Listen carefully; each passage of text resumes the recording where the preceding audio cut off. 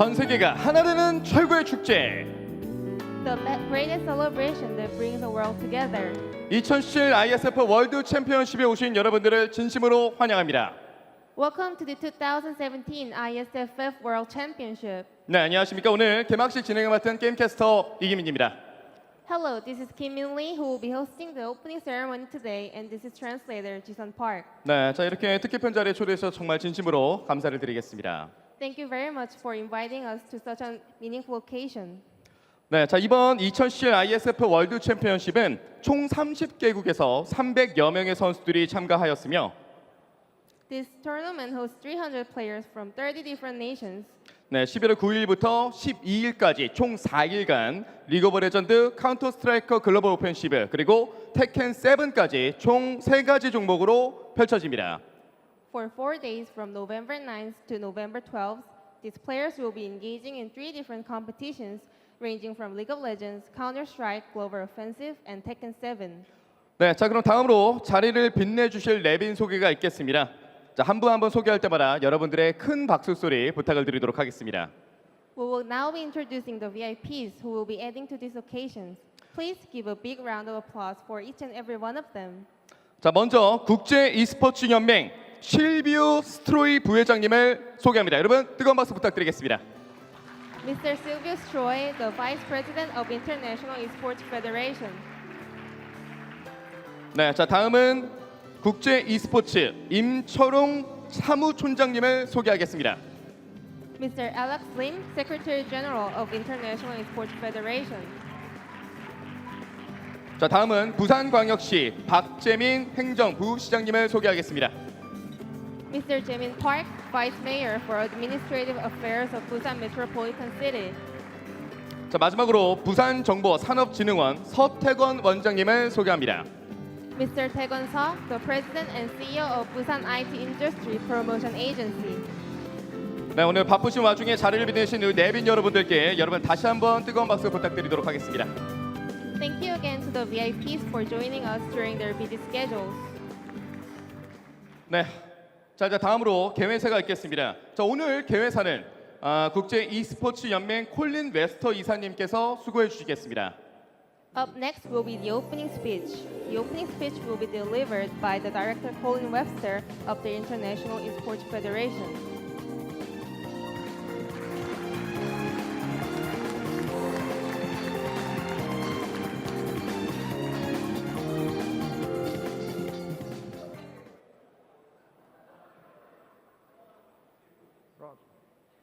Ladies and gentlemen, in the absence of IeSF's President, Mr. Byung-Hun Jun, on behalf of the International Esports Federation, I wish to welcome all to this, the 9th edition of the International Esports Federation's Annual World Championships.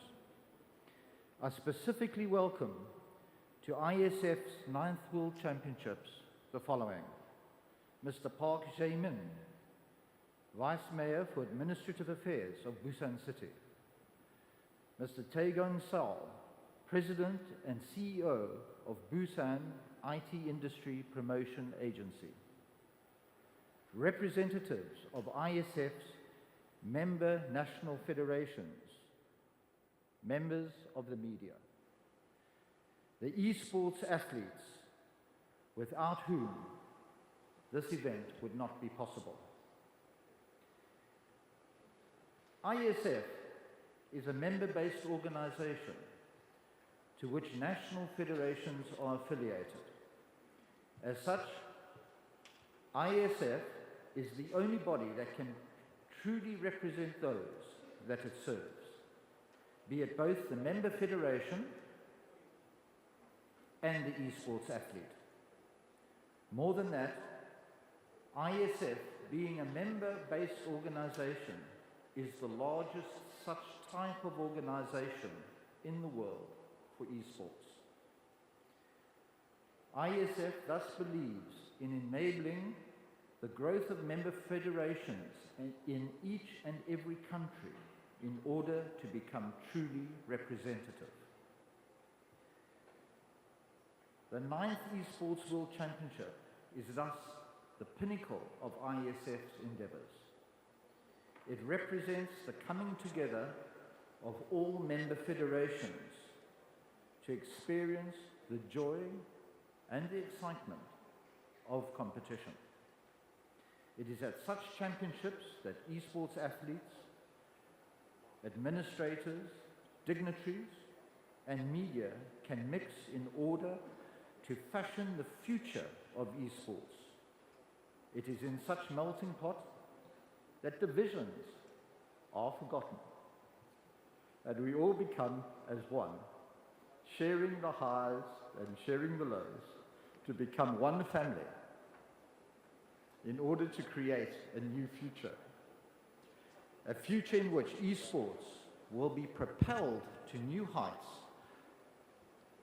of which at the moment can only be dreamed. It is true that esports is growing throughout the world and attracting massive amounts of media coverage, sponsorships, and attention in general. But esports can do so much more. Esports has the potential to change lives, change fortunes, and even change the future as people continue on this exciting experience into the digital world. IeSF is thus enormously grateful to all those who share in IeSF's beliefs in what eSport can do for all, and who enable IeSF to achieve its lofty goals of promoting esports as a fully accredited sport, as well as to uplift and protect the esports athlete. It is through such support that IeSF is able to deliver the 9th World Championships in this most wonderful city of Busan. As the digital world evolves, we all find that we are at an important juncture when we can shape our own future. IeSF provides an important step forward in determining the new future as opportunities continue to open up for all those involved in esports. Through being united and inclusive, in goal we can all participate in shaping such future. Thank you.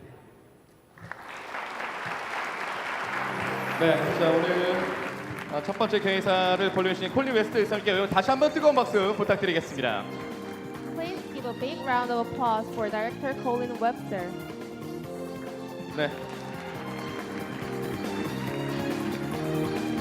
자, 다음 축사는 부산광역시 박재민 행정부 시장님께서 수고해 주시겠습니다. 여러분 다시 한번 우리 박재민 부시장님께 뜨거운 박수 부탁드리겠습니다.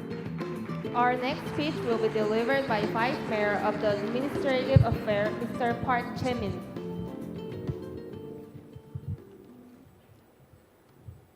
네, 여러분 반갑습니다. e스포츠 메카 도시 부산을 찾아주신 모든 분들을 진심으로 환영합니다. 특히 이 행사를 위해 멀리서 참석을 해주신 국제 e스포츠 연맹의 실비우 스트로이 부회장님과 각국의 협회장님들, 또 국가별 선수단 여러분께도 감사와 환영의 인사를 드립니다. 오늘 이 대회가 부산에서 개최될 수 있도록 많은 노력과 지원을 아끼지 않으신 국제 e스포츠 연맹을 비롯한 관계자 여러분께 감사를 드립니다. 올해 9번째를 맞이하는 e스포츠 월드 챔피언십은 e스포츠가 정식 스포츠 종목으로 자리 잡는 데 큰 역할을 해왔다고 생각합니다. 이번 대회의 성공적인 개최를 통해 e스포츠가 올림픽 등의 국제대회 정식 종목으로 채택되기를 기대합니다. 우리 부산시는 국내 최대 규모의 국제게임 전시회인 G스타뿐만 아니라 글로벌 게임 기업의 e스포츠 대회, 문화융복합 e스포츠 행사 등의 개최를 통해 국제적인 e스포츠의 메카 도시로 성장하고 있습니다. 앞으로도 우리 부산시는 e스포츠에 대한 지속적인 관심과 지원으로 새로운 문화 영역을 창출해 나갈 수 있도록 지원을 아끼지 않겠습니다. 여러분들 부산에 머무시는 동안 아름다운 부산을 마음껏 느끼시기 바라며 참가한 선수 여러분들이 선전, 건승을 기원드립니다. 감사합니다. 네, 자 우리 교회에서 들려주신 박재민 행정부 시장님께도 다시 한번 여러분들 뜨거운 박수 부탁을 드리도록 하겠습니다. Please give a big round of applause for Mr. Park Jae-min.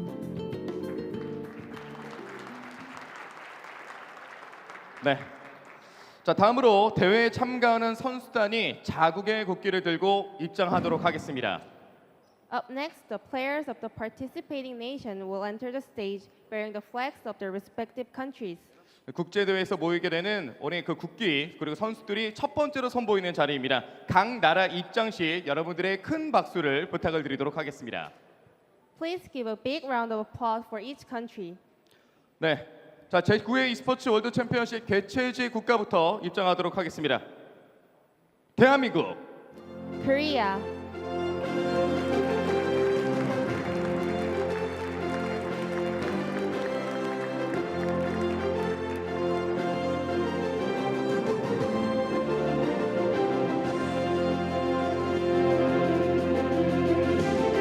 호주, Australia,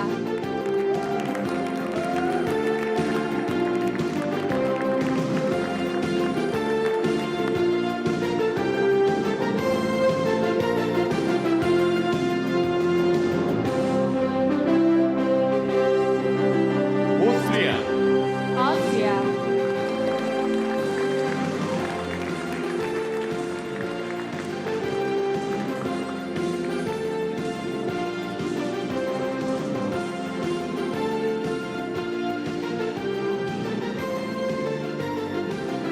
아제르바이잔, Azerbaijan,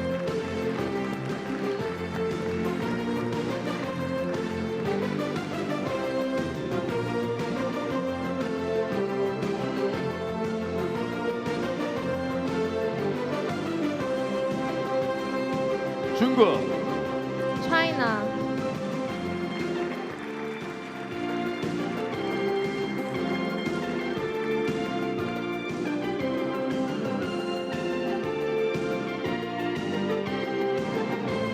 대만, Chinese Taipei,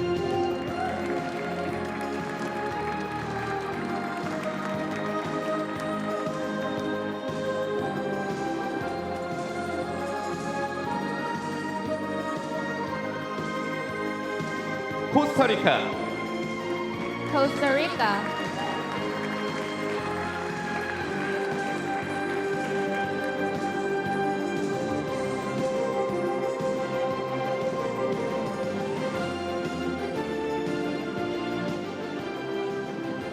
핀란드, Finland,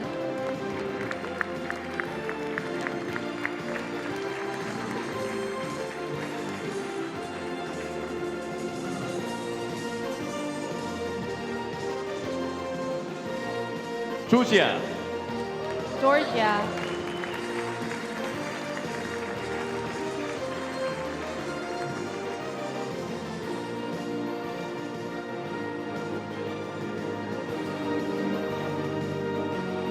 인도, India,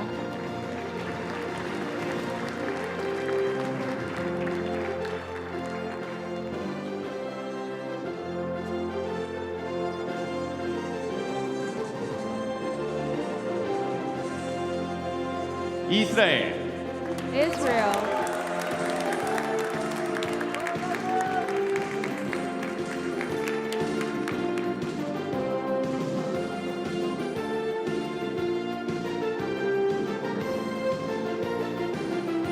이탈리아, Italy,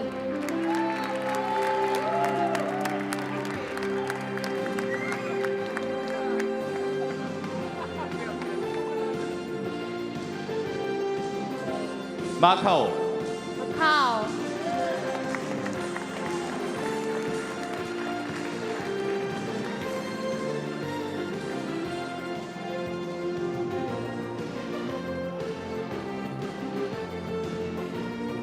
마케도니아, Macedonia,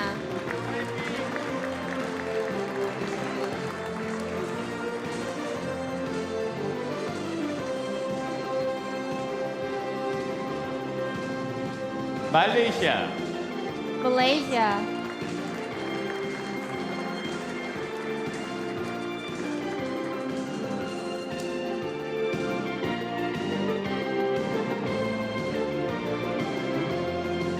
나미비아, Namibia,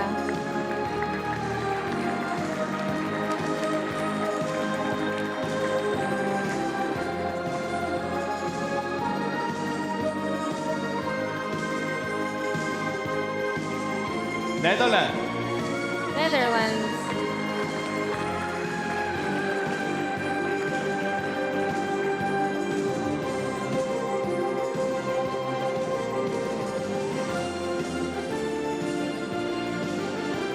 뉴질랜드, New Zealand,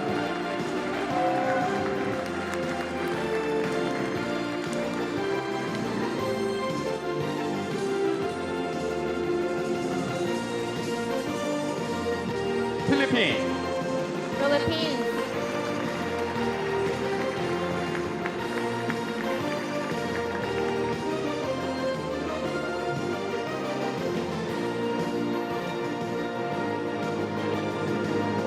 포르투갈, Portugal,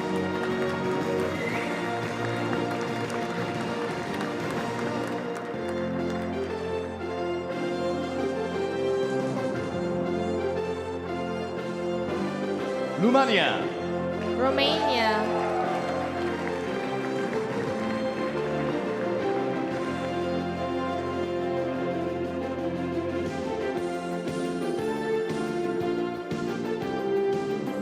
러시아, Russia,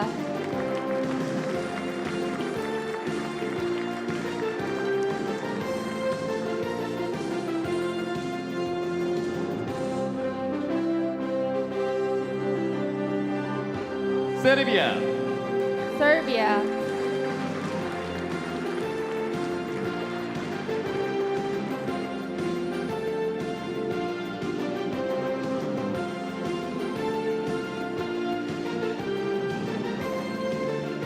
남아프리카 공화국, South Africa,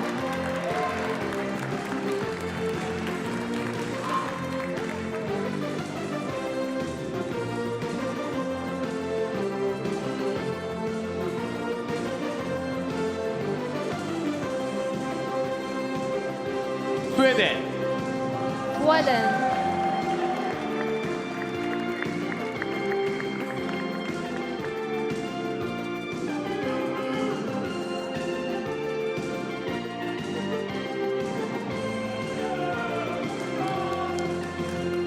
스위스, Switzerland,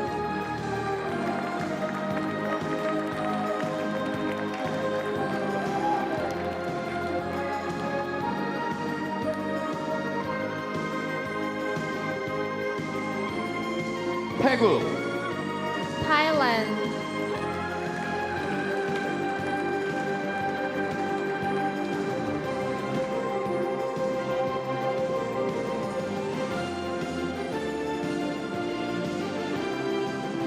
튀니지, Tunisia,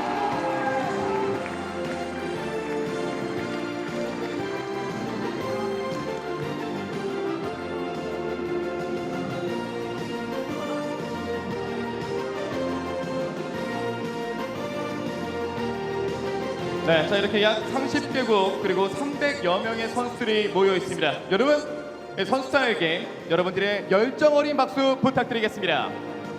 Here are the players from 30 different nations. Please give it up for all the players.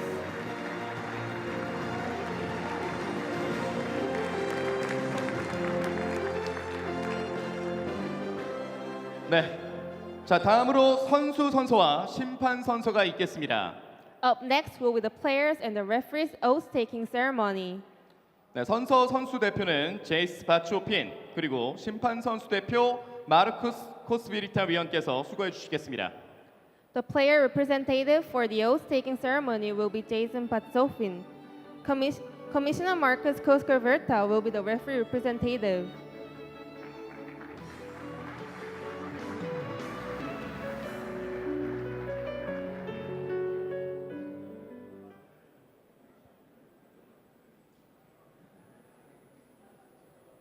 On behalf of all the referees of the 9th Esports World Championship, I swear to respect the regulations and rules of IeSF's Esports World Championships with complete impartiality, justice, and fairness.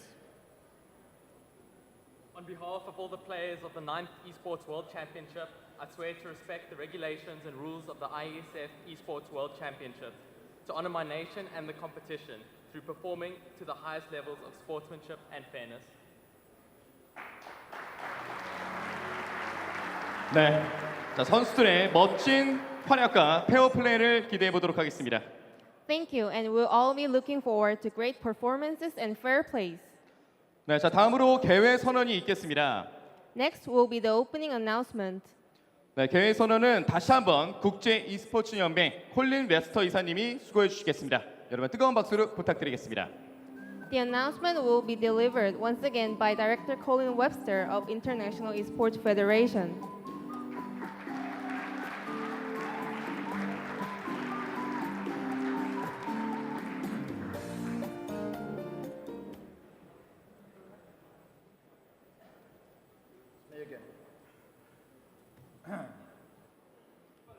In the spirit of all that we hold dear, I hereby announce the 9th edition.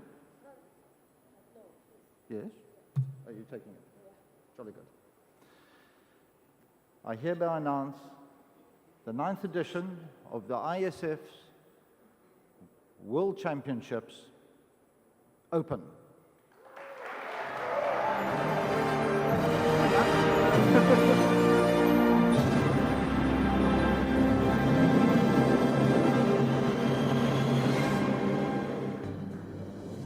자 이제 드디어 2017 제9회 국제 e스포츠 월드 챔피언십 대회가 시작되었음을 여러분들께 알려드리겠습니다. Now we will begin the 2017 9th International Esports Federation World Championship. 네, 오늘부터 11월 12일까지 총 4일간 각국 선수들 모두 유감없이 실력을 발휘하는 훌륭한 대회가 되길 바라며 모든 선수들에게 행운을 빌겠습니다. Over the next 4 days from today to November 12th, let the players of every nation display their skills without regret. We hope for a great tournament and wish all the players and teams the best of luck. 네, 자 오늘 여기 나와 있는 선수들분들에게 여러분 다시 한번 뜨거운 박수를 부탁드리겠습니다. Please give it up for all the players over here.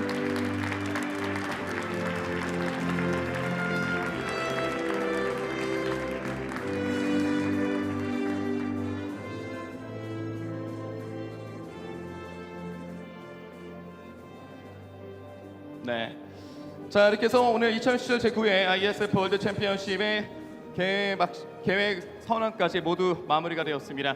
오늘 선수들의 선언과 더불어서 오늘 와주신 많은 여러분들 힘입어서 멋진 그런 경기와 더불어서 멋진 페어 플레이가 나오길 바라면서 오늘 개회식은 여기서 인사를 드리도록 하겠습니다.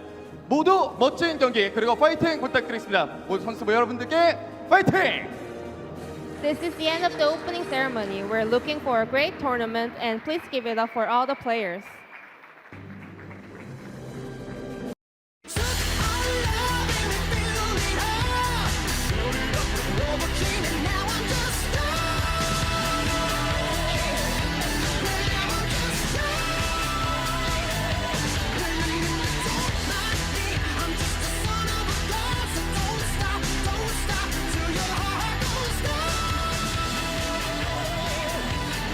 Welcome, ladies and gentlemen, to the 2017 International Esports Federation 9th Esports World Championship.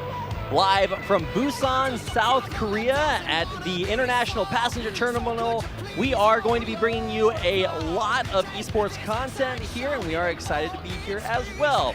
My name is Rapid, with me is Preacher, and we are going to be starting things off with a little bit of League of Legends right now, and then of course coming up in days following this 4-day esports extravaganza, we will also have Tekken 7 and Counter-Strike as well. So lots of esports, lots of different players and countries. We have 36 nations represented here with over 300 players. Mate, that is a big number, and more than it is excited for me to be here casting with you, it must be so exciting for all the players because they get to go international, they get to pit their might against everybody else, and it's going to be a hell of a show. We also have the greatest challenge possibly today, and that is to hold our microphones close enough to our faces that everybody else can hear us. So we're going to be eating these while you guys consume all the esports content that we have for you today. Of course, if you are joining us live in Busan, South Korea, then you picked a pretty great place to be because we are going to have all the players here, lots of other content and activities. So thank you for joining us here today. On stage, you can see both of our two starting teams. It will be China and the Philippines facing off first in League of Legends. And I think that it's really interesting because when we see these teams like Korea and China pop up, we always think, wow, these guys are going to dominate, they're going to go very far. But historically speaking, if we go all the way back to last year, Philippines actually ended up in second place, whereas China, they didn't even make it past the quarterfinals. So it's going to be quite a challenge for them coming in. That is a great point. You know, we don't know exactly the power level of the different teams from the different countries coming in this year, but we do have a little bit of historical knowledge.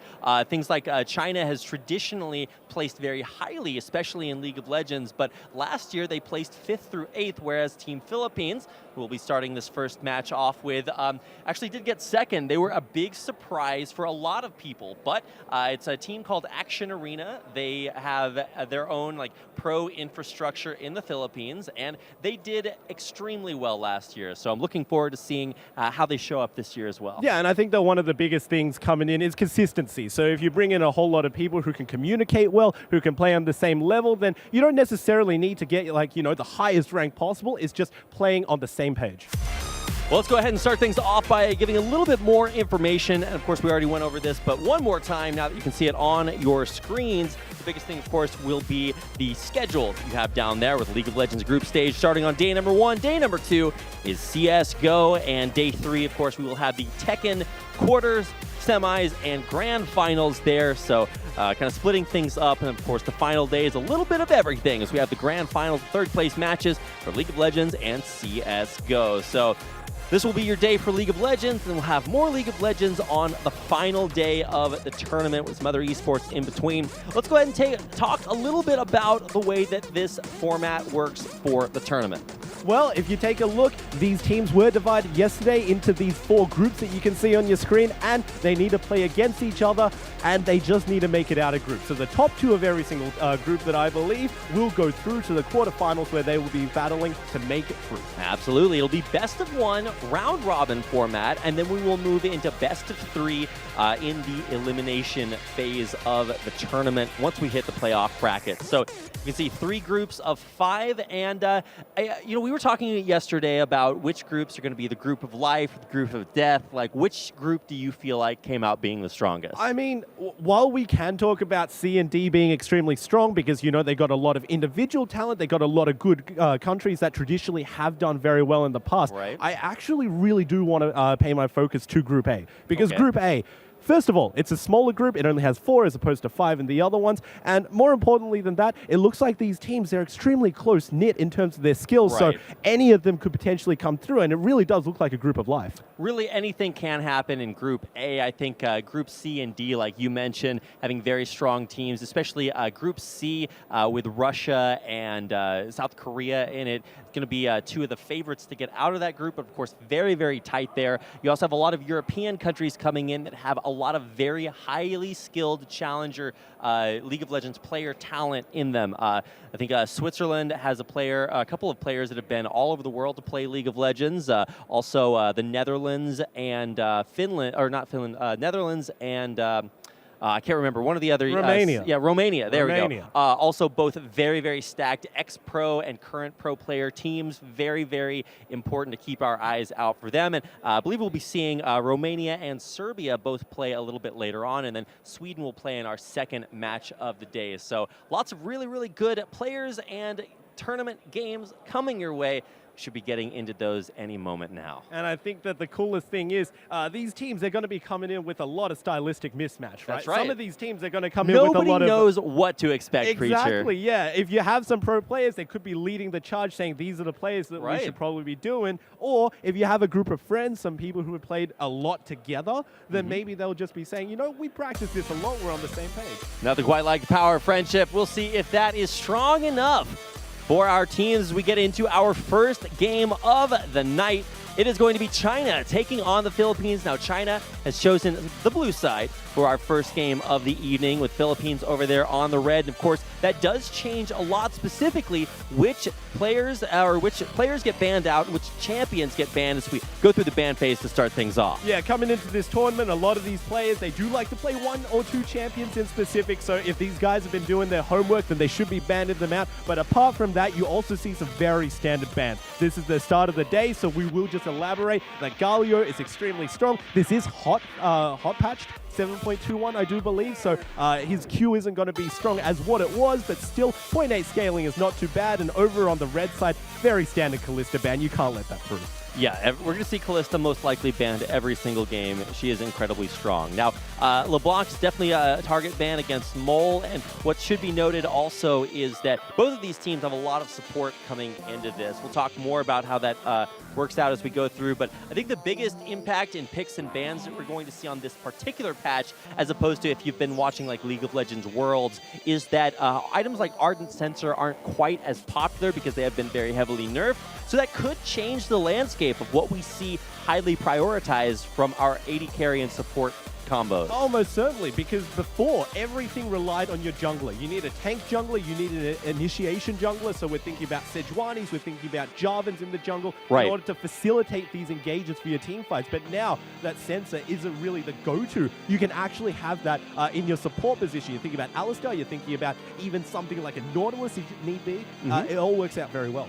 And just starting things off here now that we're through our first ban phase, the first champion being picked there by China is Jarvan, the other champion along with Callista that had a 100% pick and ban rate at Worlds. Yeah, unfortunately, we did see some Jarvan there. You know, we're yet to see a Callista, so, you know, my mind is still wandering. I have confidence that she'll come out eventually in this tournament. You reckon? We'll see. Eventually, right? I've got my notes ready for the Callista, but the Jarvan is just so strong. You go full tank, you go Cinderhulk, your engage potential is insane. The fact that your ultimate at max rank has a 700 base damage, I mean, you can never count that out. You just blow everybody up. Exactly. You don't even need to build any AD. But, you know, looking over on the other side, Kog'Maw is going to be something that is so highly contested, because if you do not have something to really deal with him, and if you miscalculate even a little bit, he will just mow everybody down. Yeah, Zainavala is going to lock that one in for flows. And back on the other side, I think the biggest thing to watch out for here is going to be how the AD carry and supports go up against each other. Now, this is still going to be a Xyla Lulu lane. Like, this is a lane that you would see very commonly at Worlds. So kind of interesting to see now now that we're a few patches after that, how that stacks up. Does it look exactly the same? And why are we highlighting a Veigar? Ooh. Whoa! All right, you can see the surprise on the Chinese players' faces. That's a Veigar locked in for the Philippines. We're starting nice early this morning, Rapid. I mean, this Veigar is going to be nuts, but it is a very late game composition already. You got a Kog'Maw, which just gets stronger and stronger with every single item, and of course Veigar needs his room to scale. Now, if Philippines are thinking intelligently, they need to draft a winning top lane, because if they have 3 losing lanes, then all of a sudden everything could just crumble apart. So what I'm thinking here is that they pick the Veigar last in the first ban session so that they have the opportunity to ban champions that do well against them. You can see the Vladimir taken out. Vladimir, not a standard ban by any respect, but it would do pretty well if you just drop into pool and use that to avoid getting things like if you can get out of stuns when you have that event horizon come down, or get targeted there. You do want to avoid that. But the Janna ban coming through now on the side of China, I think that it looks a little bit more common. Yeah, I mean, while these supports, I think we have to keep an eye on just specifically for the way that they choose to build. Obviously, Ardent Sensor isn't a rush item anymore, but it still is a very good maybe second or third item that you can purchase in your inventory. You try to rush Ardent Ardent Sensor and Veigar comes to your lane. You're not going to be a happy Lulu. Yeah, nah, you're just going to be sort of stuck in his baby cage, and it's going to be a bad time all around. So I really will be interested to see what sort of supports really go with with this Kog'Maw. There are two ways that you can really build around a Kog'Maw. You can either go full protect the Kog'Maw, or you could just go leave him alone, do your own thing, and if your enemy forget about him, then all of a sudden he mows you down. It's one or the other. Right. Now look at the bans that we've finalized on the Philippines side. Banning out, like I said, 2 champions that actually have a pretty good time against Vhagar. So what else could we see? Whoa, they're continuing to mix it up. That is insane. I mean, I don't think that I've ever seen an Ornn in competitive yet, so this is going to be a very interesting surprise for me. I'll elaborate more as we specifically You're going to have to elaborate a lot. Yeah, I thought that they would actually leave their top lane pick for last, so they could counter pick it, they could get a winning lane and top side, but they've thrown everything, you know, into the wild. I really hope we get the chance to see some upgraded late game items from Ornn. That is going to really, really be cool. But we do have the final 2 picks coming in here from China. And with that Ornn reveal, it's going to have a Cho'Gath to go up against it. And the final pick here, what is going to go up in the mid lane against this Vhagar? It looks like being hovered over. Yeah, it should be a Syndra. Syndra has there a very... it is. There it is. It's a very good pickup into Vhagar. It means that you just outrange him in every single sense, and if you manage to poke him out, he has to go back. He misses out on a whole lot of stacks. It's a very safe laner, and if you get to level 6 because you poke him out before him, then all of a sudden, you just exert so much more presence. Absolutely. Well, that's going to do it. What is the final pick here for the Philippines? Now, oh my God. Now, here's what I'm thinking. Yeah. What if that is a support Vhagar? We always think about it in the mid lane, but support Vhagar did used to be a thing. Now, of course, it's not quite the same as it used to be back then, but is this going to be support or mid lane Karma? We will have to wait and see. I'm hedging my bets and saying that it could be potentially a support just because you could still do the really awesome thing where you just get your shield onto everybody. All of a sudden, that's 5 senses, and it's still decently good when you go into the mid to late game on this patch. But yeah, the early game just got hit huge. I don't believe that Vhagar could go into support simply because his cage cooldown. Well, we're really throwing everything out the window right now, but we have finalized our picks, and they're swapping it down there to support. Did I call it or did I call it? We'll find out. Like you said, I don't know. It's been a while since I've seen a Vhagar support, and by a while I mean like seasons, and we're just really have to see what is planned here for this Philippine roster. Now, you know, we look at the player names, and if you're not familiar with Philippine League of Legends, you might not be familiar with these players, but for the most part, they're the same roster that placed second in the last Esports World Championship. So you really have to look towards some of their unique thinking as legitimate, because they have placed very highly before. See if they're good enough to take out the very solid Chinese roster from EDG. See how they work out as we get into our first game of the tournament. I cannot wait to see how exactly they execute. If they got some of these strategies hidden right behind them, if they've been practicing something cheesy, then I am so looking forward to it. Well, of course, Flows is going to be using the Pugmaw skin. Really, what else is there to do? We're going to see a little bit of happiness there. But these are your champions, your players for our very first game of tonight's League of Legends competitions. This is a group stage. Of course, meanwhile, all the other teams are playing their first round group stage matches, but it'll certainly be very exciting to see what they have to pull out here. So already some very unique picks, some very unique positions to put those picks in, and a lot on the line. Of course. One of the really strange things that I saw for the Philippines is they drafted an Ornn, but they also drafted a very late game composition with the Kog'Maw as well. Now, generally the idea with Ornn is you want to get a very early game composition and just crush your lanes individually and then outscale them later, because you get to get effectively... Your items are just better. Yeah. Well, here we go, ladies and gentlemen. Welcome to the first game of League of Legends here at the 9th Esports World Championship in Busan, South Korea. I'm Rapid, with me is Preacher, and we are about to bring you China versus the Philippines for our first match of the night. And I'm just a fan of the way that they like to stand with all of their entrances. They don't want anything cheesy. It's the very first game. You want to hold all of your cards close to your chest, play as standard as you possibly can so you don't reveal anything to anybody else who's potentially watching. Oh, a little bit of first blood action there. Getting a little bit of damage done there. On to Mole in the mid lane. Both players going back to base. Yeah. Nothing too climactic there. I always get really excited. You know, back in my day, when we started with League of Legends, there was first blood action every time pre, like 1 or 2 minutes. You just take 5 guys and you run them into the enemy jungle and try to get some kills. Now, nowadays, things don't quite work that way. We're a little bit more passive, and we should be having to wait a little bit more before anything happens. Yeah, it really used to be the coin flip, where you just say, okay, we're going to just ram into them, and it's either we come out super ahead or super behind, but game's pretty much decided from the very first I minute. got anxiety being a jungler back then, and I never knew whether or not 5 people would walk around the side and kill me while I'm trying to get my first buff, but it does look like on the side of the Philippines, they will be helping out with a double leash there for Gragas in the jungle before heading down to the bottom, and really this is the kind of area that I want to watch. Morai Boy, how are you going to play the first support Veigar I have seen in basically forever? Yeah, and I'm really interested in also seeing his summoner choice, because he's taken heal with the barrier on the Kog'Maw as well. Generally, you do that because it can proc Sensor, it's very good, but I doubt we'll be seeing a Sensor Veigar, because he doesn't really have any shields or heals to work off of besides his actual heal. Yeah, I would really avoid that if I were him, but I'm not. I would also just not pick support Veigar, but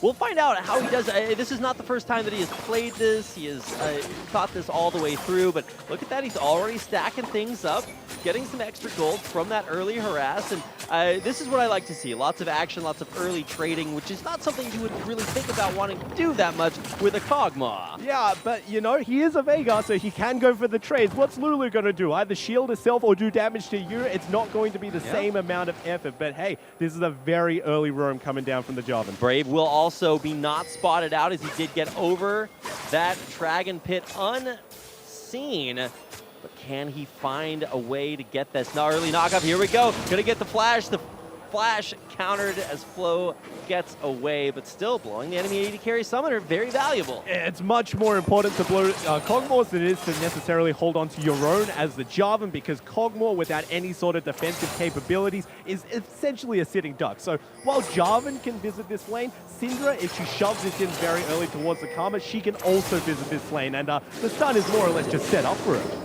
Right, it's very important to have that setup here. Jarvan did a very fast level 3 route, was able to get down there and be very, very effective. And now with this lane pushing in, that's going to be a lot of damage. A nice stun from the baby cage, but the damage on the flows, he pops instantly, and that will be first blood for China. Yeah, that was just classic disrespecting the pushing potential of the Xayah. Xayah, of course, could just shove in lanes with her Q. They got the first blood, and now there might be looking like some sort of action with Gragas, who's just trying to hold Veigar's hand. Well, see, follow me here, right? China thinks that they're going to delete the enemy carry in the bottom lane. Little do they know, it's support Kog'Maw, and it's all about the Veigar carry. So now, Morai Boy gets a chance to farm it up down in the bottom lane, get some of his CS. Of course, I'm just kidding, but it would be cool to see that Veigar scale up a little bit later on. And I mean, there's nothing quite like an upgraded Rabadon's. Yeah, we got to get the stack tracker, but in the top lane, there's some more action. Well, I mean, Jason's going to try to get out of here. He is running his way back to the turret. Will they go for the dive? I mean, he actually turns that around, and with one more turret shot, would have picked up a kill. Wow, that was actually a lot of damage, but Jason survives for now. And also asserting his dominance, he's got the corrupting potion that's still ticking on top of him, and of course the Ornn passive. You can take a look at that rejuvenation bead. This guy is going to be so annoying. One of the strengths of Ornn, especially in the early to mid game, is the fact that you can practically never push him out. He always just regens like crazy, and unless you bring 3-4 people, it's really into his easy lane, to underestimate. Yeah, he just turns it around. Sinivala coming up to the top lane. Kong actually totally out of mana, so he will not have a very easy time running away from this, but looks like they are going to let him go. Don't want to totally commit to taking him out.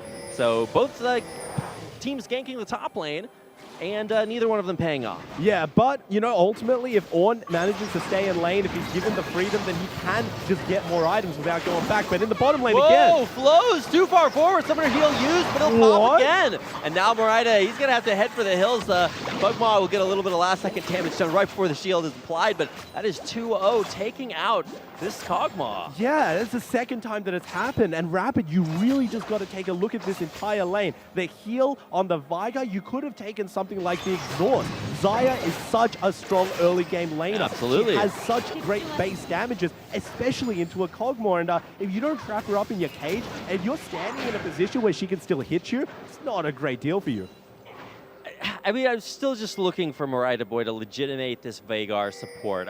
Granted, Flows is playing very kind of upfront and aggressive against an enemy AD carry that is still very strong, but I don't know. There's something he's going to have to change for that duo to become effective because the Philippines will need them to kick in here in not too long. Yeah, I mean, naturally, if you're playing a Kog'Maw lane, you're waiting until your Ginzus, you're waiting until your Runans, and this guy, he just wants to fight really early, and that could definitely be to his detriment as we see Brave come down once again. Oh, they're going to look for a dive, pushing the wave underneath the turret. There's the flash. Aggro actually is going to be on the Xayah, but Hope gets out of there with her 3rd kill of the game. China are going to have one super-powered AD carry. Yeah, China just read that like a book. They found out that Marita Boy was going back, trying to get some items, and also potentially influence the mid lane. They immediately 3-man pop. And an attempted gank there in the mid lane, but not going to work out there for Sinavala. Now, Morata Boy has roamed from the bottom lane to mid, and I think Philippines are starting to say, we need to change something up because it's not working right now. Well, you know, their bot lane isn't working, but if you take a look around the rest of the map, it's actually quite decent for them. Ornn's always going to be up ahead. He went back to base, so he's full on his corrupting potion stacks as well. He's got his Spectre's Cowl, which means that Cho'Gath's practically not going to be doing any damage to him in a 1v1 situation, and every other part of the map is still working in their favor. It is just bot lane that they really need to pull this back. Top lane going pretty well. Mid lane, both of those lanes are practically just wave clear, so we won't be seeing too much. So it's going to be important to watch the bottom lane to see if Philippines can stabilize and keep an eye on where they want to go with their objective control. We're seeing the first few dragons start to, come into that time where they are contested and see which teams want to fight for them. I would imagine China feel pretty confident. Yeah, especially around the bottom side. You know, Rift Herald isn't going to be spawning for another couple of minutes. They naturally have to fight around the bottom side of the map. You got the Sightstone on Vigar as well, which means that you can always go into that pit, get some wards down. You saw that he got it fairly deep into China's jungle given the situation in the bottom lane. But right now, they're going for yet another trade. It's just not working out. Sinavala is coming down. Will he have the angle go in onto Hope? Oh, I think he meant for that body slam to connect. Instead, he will have to flash back out. There's the aggressive flash into Hope, grabbing another kill. Now there comes the Baby Caves right down at the event horizon, trying to lock her down, but actually jumping through it. A beautiful feather One storm. hit. Oh no, he could go in for so much more. Finally, the last hit comes through for a 5th kill on this huge Xayah. Will she go for more? No, the answer is no. Off the side of the screen, Brave is actually dealing damage there with Mole to follow up for another kill, a 7-0 start for China. And they are just collapsing on this map so much faster. You could see what the Philippines wanted to do. They wanted to get their lane pushed in so that Jason could teleport in behind, but he just held on to his ultimate until the very end. You heard the sound, you saw the animation, but it didn't go on cooldown because that's how late he actually tried to activate it. Now with no Ornn ultimate, it's 7-0 for China at the current moment, and they're gonna break the very first turret of the game. I mean, it's a cool idea to go for Ornn, but if you never get a chance to use kind of his late game item by Empower, then might have seen a different pick be more effective. But I think certainly the biggest problem is not necessarily the picks, but kind of the play style here for the Philippines. They aren't aware of where they need to be in order to counteract aggressive ganks like Brave has been bringing. And it feels like the Kog'Maw in their strategy is just trying to maybe peak a little bit ahead of schedule. Yeah, he's trying to make some impact on the map, but he's just disrespecting the fact that first and foremost, he's a Kog'Maw, and second of all, it's a Xayah. You're almost never going to be winning this trade unless you don't win that trade. Yeah, no, Xayah's just going to be running all over you, and he actually goes forward in a whole lot of these circumstances, which is his ultimate demise. You can take a look at his inventory. It is just a recurve bow, as opposed to a full Essence Reaver. Essence Reaver. Yeah. First completed there at pre-10 minutes even. And now here we go, trying to lock things down. Morata Boy just trying to play defensively. Can he actually stay alive? A knock up there as XYY is going forward, going aggressively, running for the hills, but he will not be able to complete it. It's a 6th kill for Hope. Yeah, you can see that they just desperately need to get their vision down, but every single time Vigar goes ahead, he just gets trapped, and this leads to yet another rotation in the mid lane. Trying to clear out the wave, going in, getting the knockup on Kang, but China are more than happy to fight it. A double knockup and a huge dunk. Kang gets in for his kills, and of course more coming the way of China with Mole grabbing a second. 10-0 to start here, and a very dominant statement being made by China. Yeah, it's a 10-minute mark, and they're already grouping as a 5-man. You can see Rapid, they're busting down the 3rd turret of their game, the 2nd one in the mid lane, and that is an insurmountable lead. You should have realistically realized, if you were on the Filipino squad, that if Vigar gets caught out, and Kog'Maw is farming the bottom lane, it's just a 3v5 in mid, and you should be leaving these turrets. Wow. I mean, this is a time where we have to start talking about a perfect game, Preacher. We are narrowly approaching that, and it doesn't appear as if China are really going to play a play style that is risky enough to where Philippines may be able to stack a couple of lucky kills. They've been totally ineffective at defending their bottom lane. Defending their turrets hasn't worked out. Defending their AD carry certainly hasn't worked out. So China just seemed poised to start the tournament off in the best way possible. Yeah, and I just want to pull this right back to the big picture idea that I highlighted at the start of the game.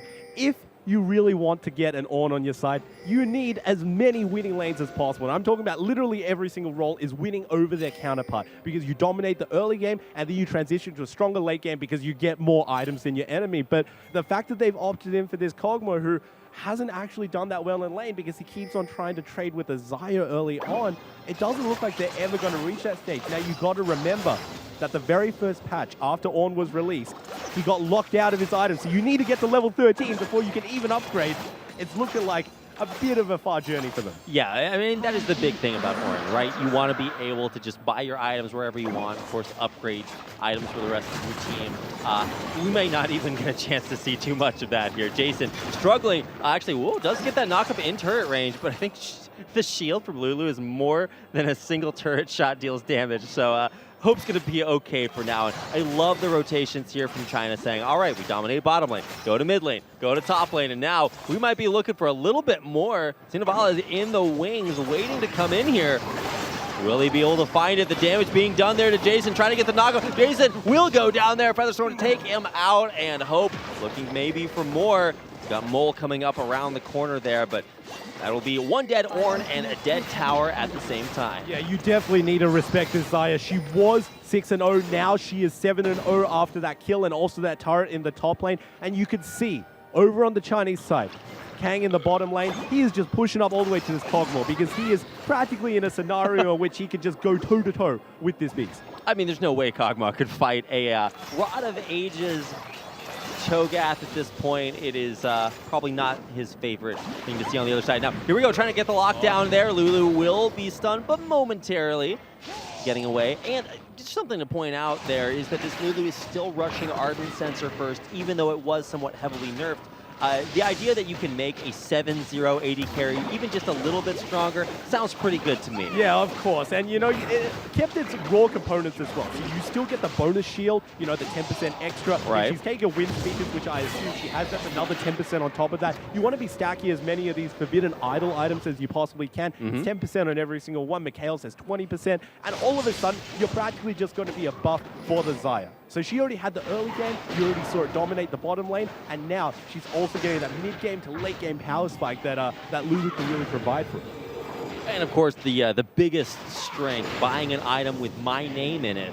The rapid fire cannon completed there for Hope as well. So big fan of that build. You can see that really paying off.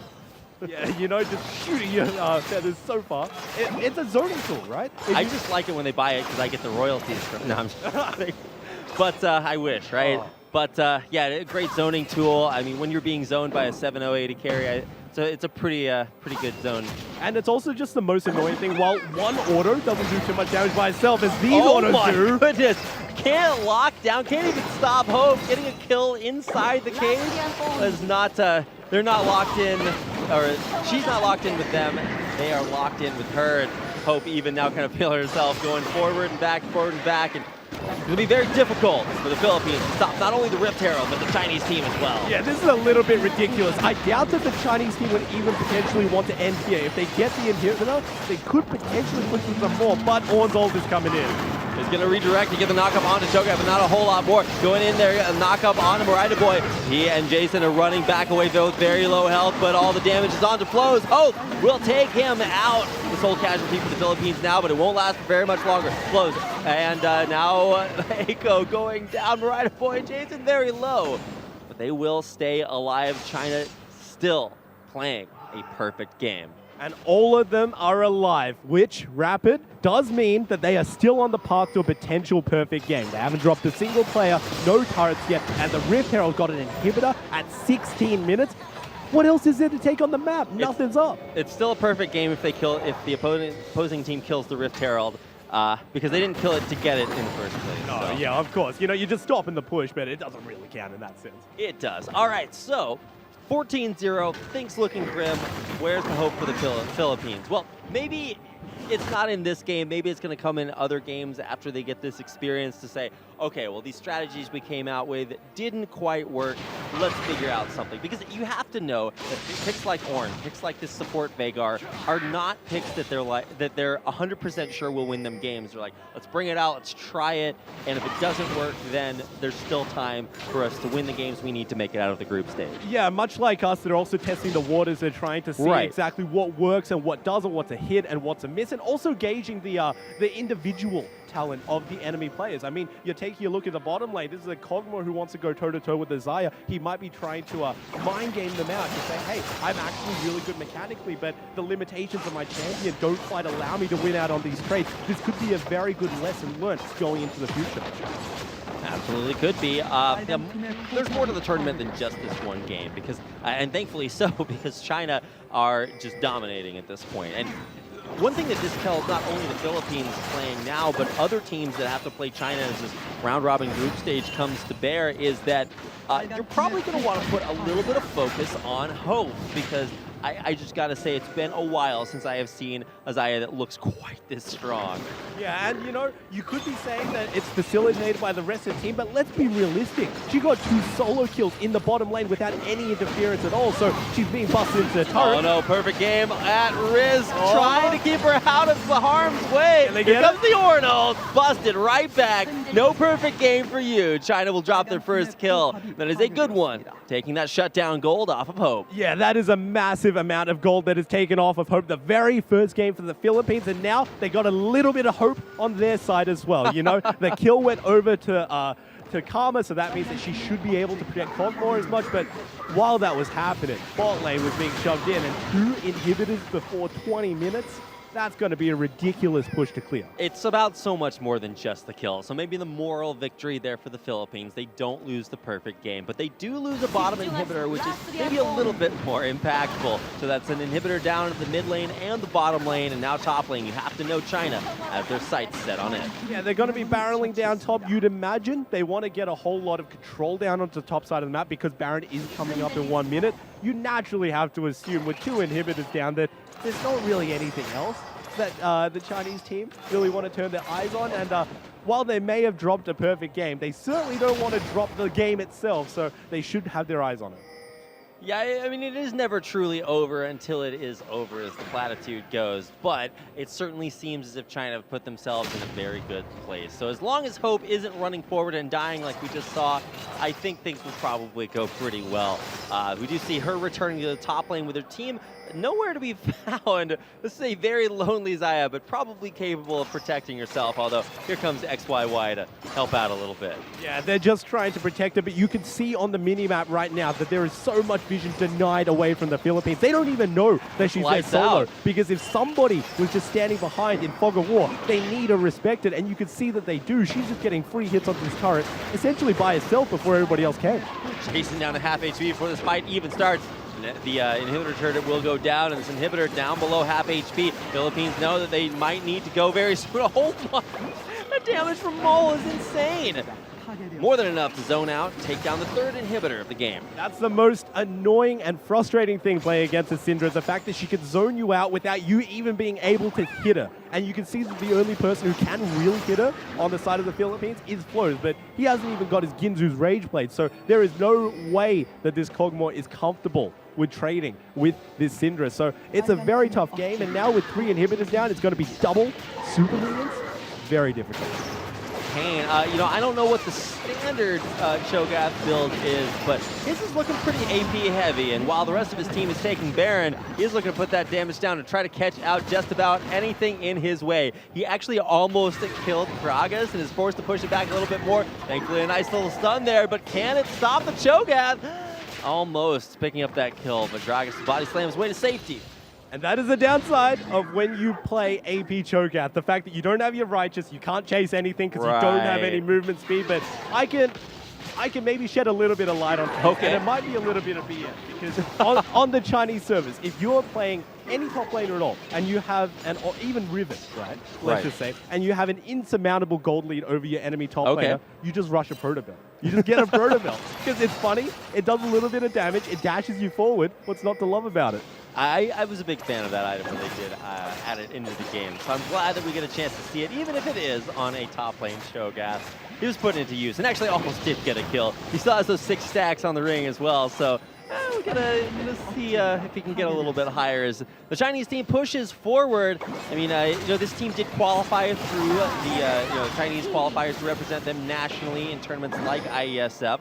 Then they were picked up by EDG, that's Edward Gaming, a very legendary Chinese team, and they seem to be representing both their team and their country pretty well as they push in for what could be the final fight of this opening game, with one Nexus turret down and the next to fall. Looks like they are trying to go for a few kills here. This Nexus will drop down the dunk forward, trying to get in for as much damage, as many bonus points as possible. They will pick up a kill before the game ends with a 15-1 score in favor of our Chinese team. And you could see that China wanted to greed for a few more kills onto the Nexus, but, the super minions with Baron buff, they managed to finish the game, and you could see from the start all the way until the end, they just never really gave the Philippines any real chance to come back. I mean, it all started with the snowball from the bottom lane, but the fact that they managed to transition it very well on the rest of the map, it's a very scary deal.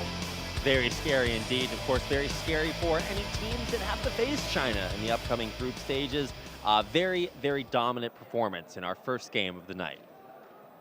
I think that if any of these teams are coming up against China, then they really do need to watch out for the macro rotations. I mean, it was lights out for the Philippines, right? You can't counter what you necessarily can't see, and that was a really scary thing. I mean, if you were on the side of the Philippines, you always had to respect the Xayah, the fact that anybody could be popping out from the fog of war and just making it an uneven fight for you, just letting Xayah get free hits onto the turret. Yeah, these are things that other teams that potentially come up against the Chinese team need to keep up at all times. All right, we are going to head to a quick commercial break before we head into Thailand versus Sweden. That'll be our next match, so don't go anywhere.